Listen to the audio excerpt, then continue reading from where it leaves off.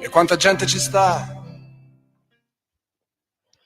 Buongiorno a tutti e bentornati a Liberamente, variazioni e scorribande qui su Radio Libertà.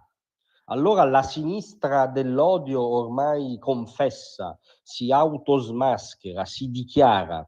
Ovviamente sono confessioni involontarie o edulcorate che sfuggono a ragionamenti fintamente imperniati sulla complessità, ma questo sono.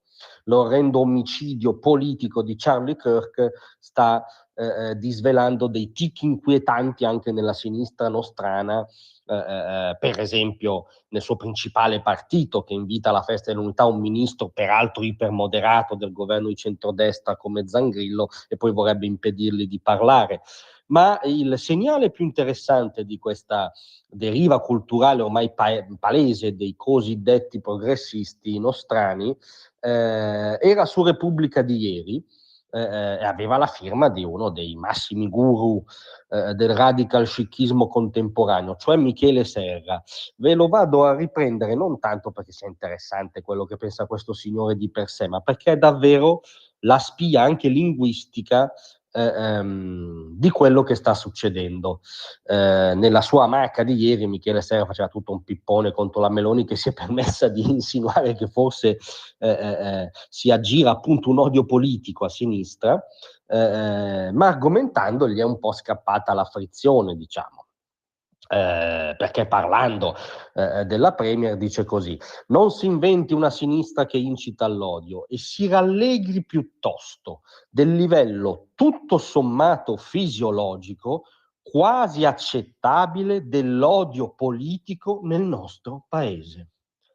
Guardate che è questo il nervo culturale scoperto ormai in senso anche letterale del pensiero dei buoni e dei giusti, cioè per loro esiste un livello tutto sommato fisiologico, quasi accettabile, dell'odio politico. Questa è la faglia di rottura tra l'intolleranza woke e qualunque liberale compos sui.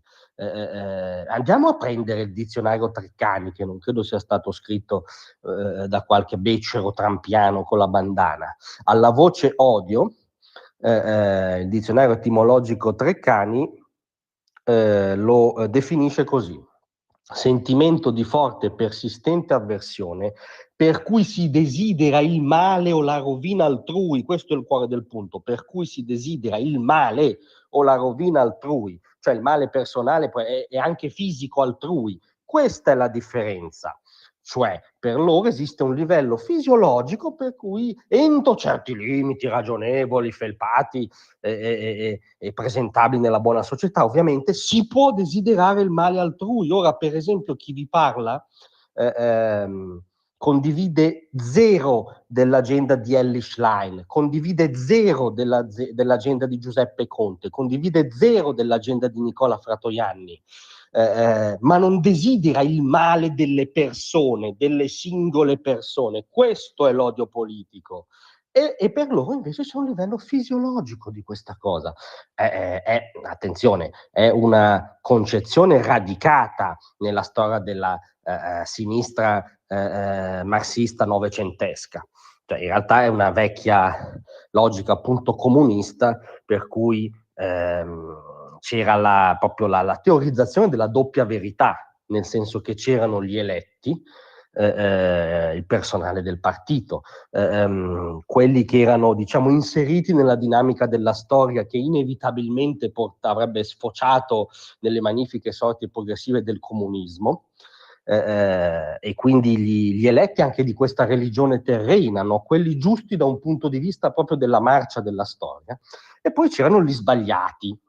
E questa era una differenza non solo morale, no? Ma proprio di valore esistenziale, per cui valeva anche la doppia verità per i comunisti e per il resto del mondo.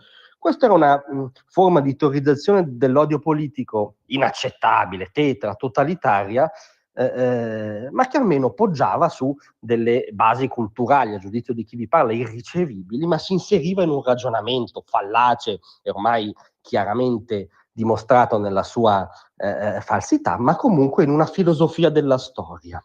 Ora invece questo livello fisiologico dell'odio politico che per tutti i Serra e per i compagni del PD che non voglio far parlare Zangrillo e per la gran parte della sinistra contemporanea è sdoganato, non attecchisce più in una filosofia della storia, ma in una presunzione moralistica, in una questione quasi di stile, per cui insomma è un odio contro i volgari, contro quelli che non credono nell'inclusione, ovviamente l'inclusione dagli attici, che è sempre inclusione da qualche altra parte a spese di qualche altro poveraccio, di coloro che non credono all'alfabeto arcobaleno, che non passano il giorno a moltiplicare i sessi, di coloro che ancora sono così arretrati da credere che una nazione abbia un'identità anche culturale, magari da difendere, magari da non rinnegare, coloro che non pensano che l'Occidente bianco e cristiano sia la causa di tutti i mali del mondo, anzi forse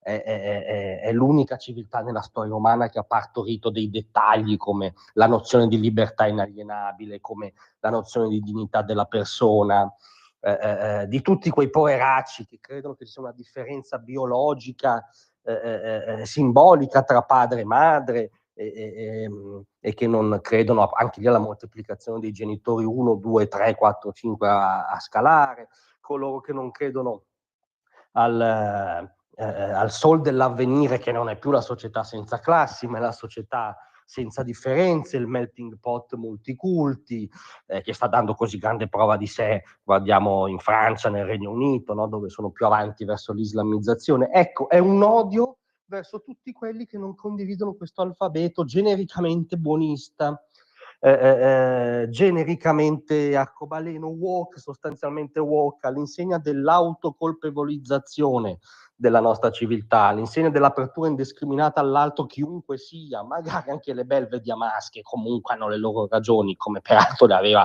lo sparatore di Charlie Kirk. Ecco, è tutta questa melassa fintamente buona, che in realtà è un caso di cattivismo politico, perché ci dicono i loro intellettuali, esiste un livello fisiologico quasi accettabile dell'odio politico. Ecco, per noi persone che fanno della libertà la stella polare, non esiste un livello accettabile dell'odio politico.